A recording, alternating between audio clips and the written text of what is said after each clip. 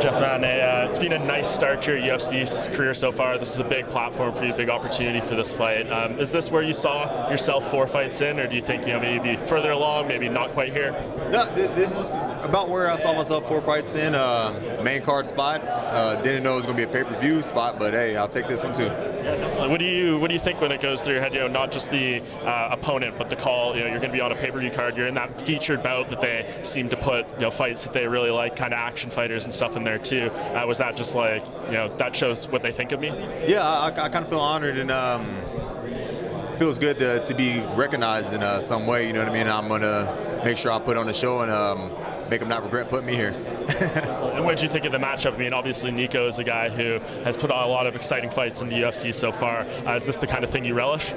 Yeah, 100%. This gets you waking up in the morning and like, you know what I mean, fucking wake up early to go run, you know what I mean? Because you got to be ready for opponents like that, because you never know what could happen. So I've been busting my ass for them. I'm ready for this fight. I'm sure the goal going in there is to win dominantly, convincing, as fast as possible, all that kind of stuff. But like a guy like him, he can suck you into a bit of a back and forth fight. Maybe you'll take a fight where there can be some damage distributed on both sides. Is there a mental preparation that you need to go through to prepare for something like that, knowing like I might be leaving a little bit of myself in the cage on Saturday?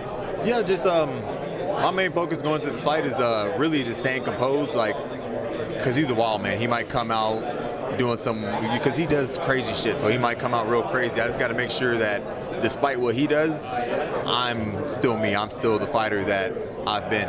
So I just got to stay in my lane and do what I do. Do you think you do a pretty good job of that in yourself, like kind of keeping control of what the game plan, all that stuff in the cage, or how much of a benefit does it have, Fortis, Saifsud in your corner?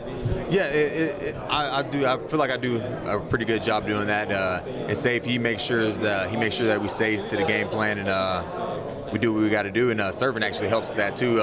Dealing with customers, trying to get me out of character, being rude and stuff like that. I got a pretty good grip of my emotions. Definitely. And you, speaking of that, you did a great interview with The Athletic. They put a great story kind of talking about the fact that this isn't your only job. You do work as a server as well. Why is that an important balance to keep for you and not just go 100% all in on MMA?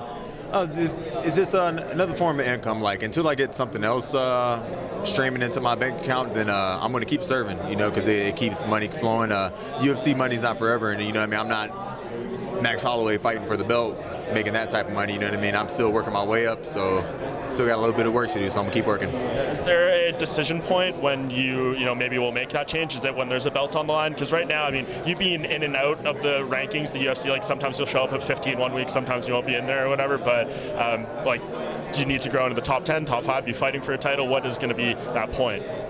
Honestly, I really don't know. When it feels right, then I'll stop working. But right now, I did try to quit. After I fought Bilal, I quit for like a month, and it just didn't feel right. I was like, no, I should be working. So I went back and started working again, and I'm going to keep on doing it until I feel comfortable enough to quit. Where do you work?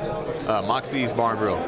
They actually have Moxie's here in Canada. Yeah, they do. Yeah. So it's a Canadian chain, but they were super pumped when they found out I was fighting in Canada. But yeah, that's what I work. That's where I work. Awesome. So is that where the post-weigh-in dinner is happening, or what's the deal? No, that's not where it's happening. The victory dinner is going to happen at Moxie's over in Dallas, but the post-weigh-in dinner might get some sushi or something. Keep it normal. Well, it seems like everything's going great for you, man. Like, I honestly, behind the scenes, I hear nothing but good things about you. Your teammates or coaches say they feel you're one of the best strikers in the UFC. Do you go in there, not just in the welterweight division, do you go in there with that type of confidence and that belief in yourself, or are these just things that, the people around you feel?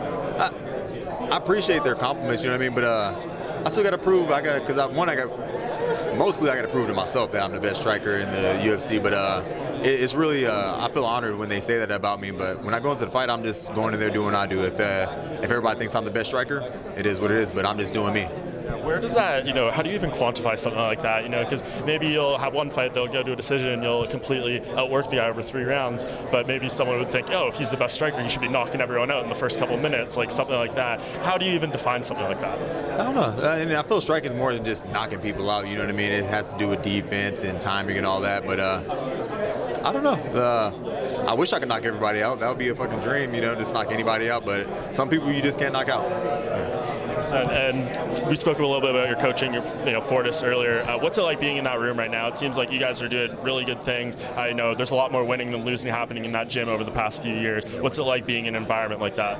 It feels great. It feels great to be around winners that want to continue to win. You know what I mean? Everybody in there is winners. Everybody in there hates losing. The morale's high. People are getting into the UFC, and I feel like we have just like a group of 15 of us that truly deep down want a UFC title. So the morale's so high, and we're super competitive in there. It's great. That's awesome. And of course, you want to keep that momentum going for the team. So what does this fight look like on Saturday? How do you win? I gotta pull out the finish on this one. To be honest, I can't let it go to the judges. I can't let him draw it out. You know, if I hurt him, I got to stay on him and take him out. Do you think this sets you up for a ranked opponent after this? 4-0 in the UFC. Not many people get a start like that.